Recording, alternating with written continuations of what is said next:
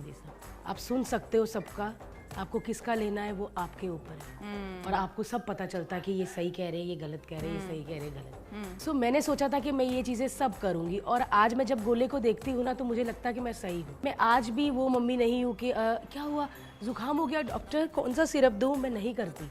मैं देखती हूँ कि जब 5-6 दिन जो मैं चीज़ कर रही हूँ उससे नहीं फ़र्क पड़ा, फिर मैं डॉक्टर को फ़ोन करती हूँ। तो मैं घर के जैसे अदरक का पानी, ये वो चीज़ें शहद में मिला के, मैं ये चीज़ें बहुत करती हूँ। जब बच्चे की सांस ना निकल रही हो तो अजवाइन और लौंग को तवे पे सेक के फिर मलमल में बांध के